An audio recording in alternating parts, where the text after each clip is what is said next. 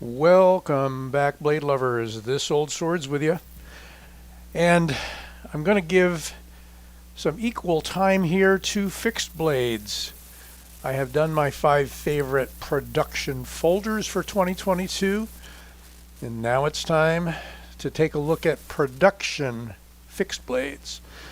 And I'm saving some room for custom fixed blades because a lot of those came in this year. So let's take a look at these 5. And in order to do the reveal, yes, I kept them in their Kydex cases. So in all cases, we have Kydex. Interesting.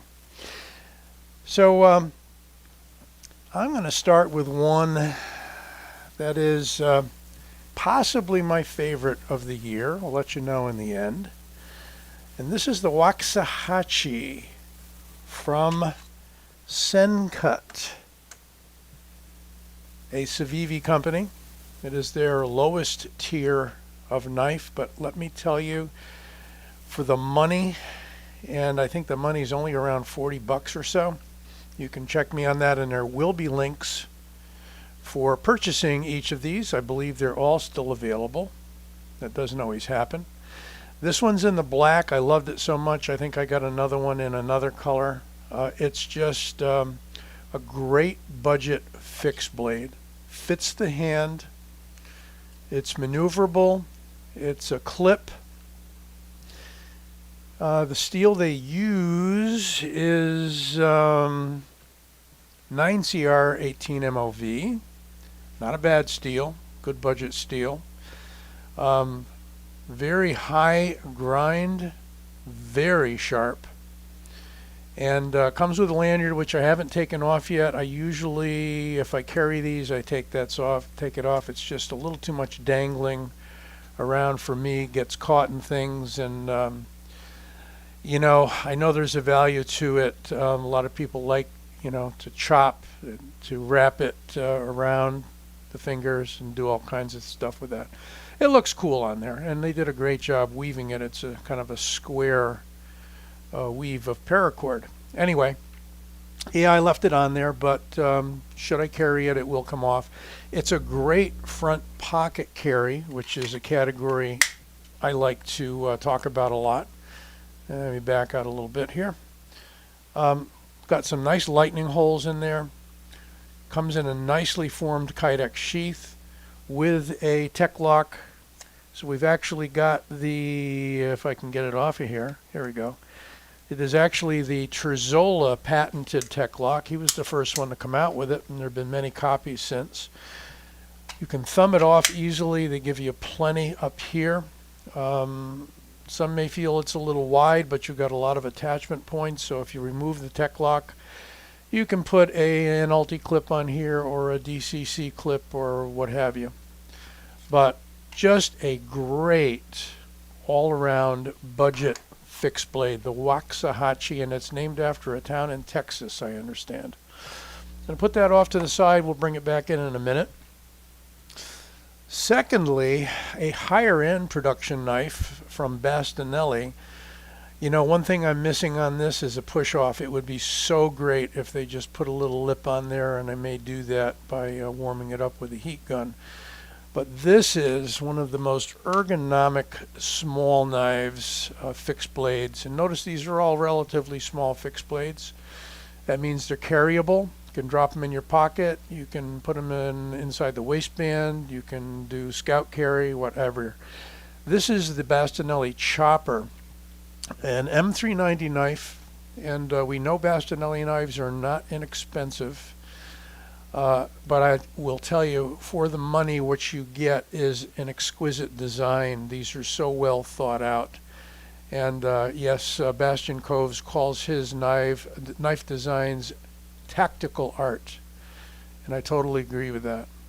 We've got a crosshatch pattern here for good grip. We've got an excellent purchase here on some jimping there. He gives us 2 runs of jimping here, actually 3 if you go all the way out here. So if you are holding the knife this way, you've got some extra purchase there. Lanyard hole does not come with a lanyard, but you can stick one in there. And such an ergonomic and thin handle.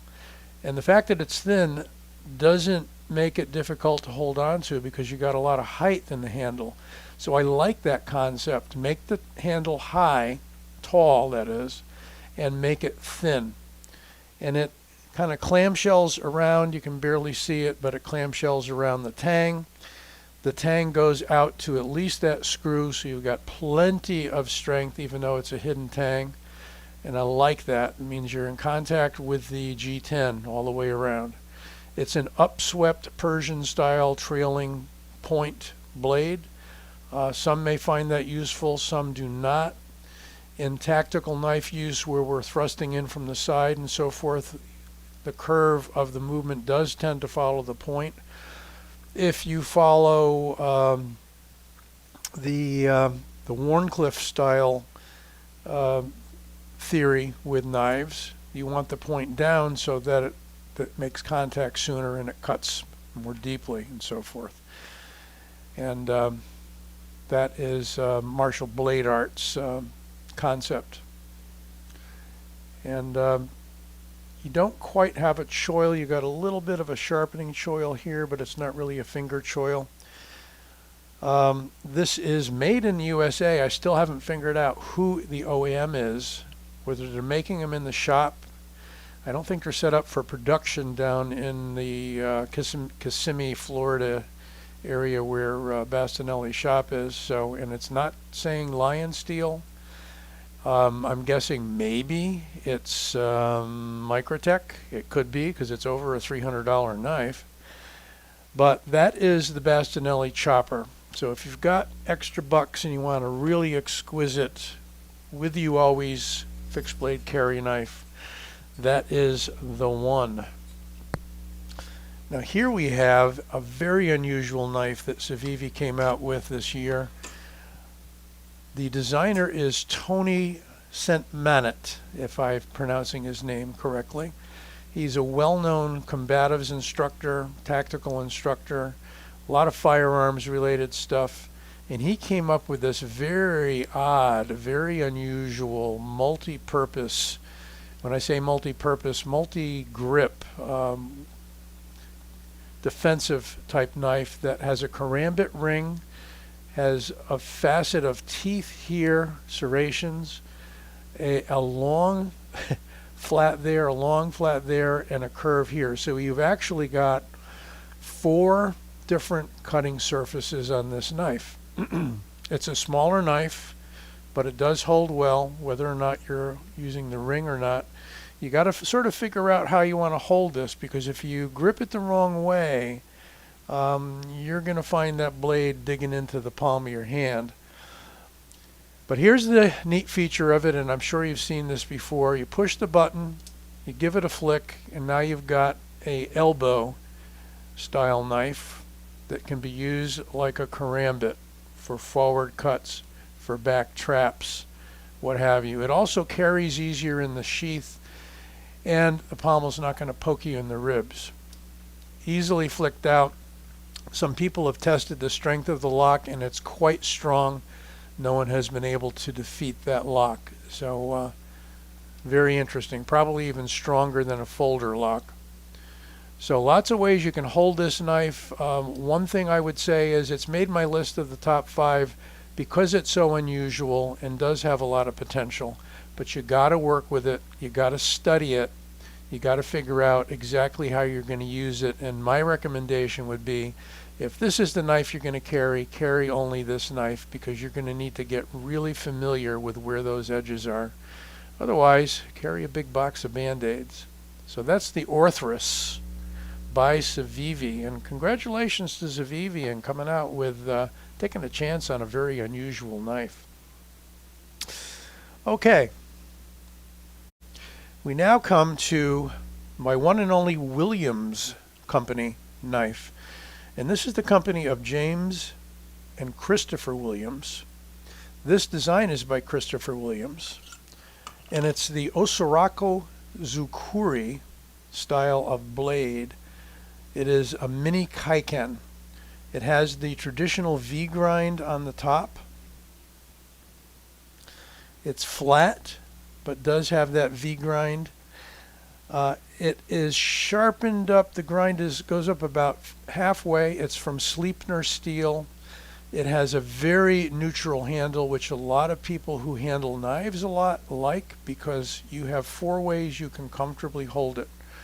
Okay? No difference. However, you know where the edge is because they raised one of the screws here, so you have a tactile sense of that's the left side of the knife. So if you're holding it in the right hand, the middle finger is going to feel that bead of a screw there, and you're going to know that there's your edge, right? So same thing if you're holding it edge in, point down, you're going to feel that bead of a screw there. If you're holding it in a left hand, it's going to be the opposite, obviously. And this is either a left or right hand knife, no problems. You have, what did I do with the sheath? Here it is. Great sheath, by the way. Lots of thought went into it.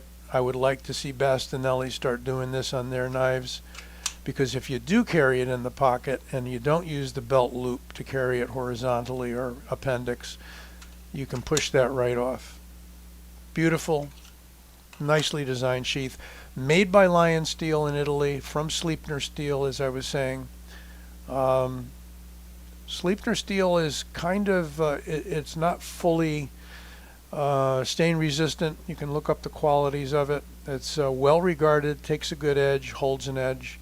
And there you can see that the 2 different facets of the edge there, which make it the Osirako Zukuri style, ancient Tanto style blade. And just enough handle, as you have with Japanese style knives, to hold on to without having any excess left over. And you can palm it, so if you're thrusting with this knife, you can hold it this way. There's videos out there of James Williams putting one of his knives that's got a handle similar to this through sheet metal, punching it right in with no problems. Because people do question, well, you know, you're going to slip on a knife with a handle with no guard. Actually not. These are deep ridges that are cut in here. They're sort of mocking, or not mocking, emulating the wrap that you'd have in a traditional Tanto that gives you grip. But also, if you are thrusting, it's a short enough handle, you hold it like that, and your palm braces it, and you're not going to slip. Cutting, I mean, you can do lots of stuff with this knife. One of my favorites. Last and certainly not least, we have the Viper knives, Lille, L-I-L-L-E 2, FCA, which is Fat Carbon Arctic, designed by Jesper Voxnaes, very well-known Dutch, I believe, from the Netherlands, designer. I may or may not get that straight. Here it is. Nice little lip there again, push off. Beautiful blade from high-end steel Elmax. An interesting design, kind of a sheep's foot, I would call it. Got a front finger choil there with jimping. So although it's a small knife, look, all 4 fingers, no problems. And you may or may not like the length of it, but you know, it's definitely handy.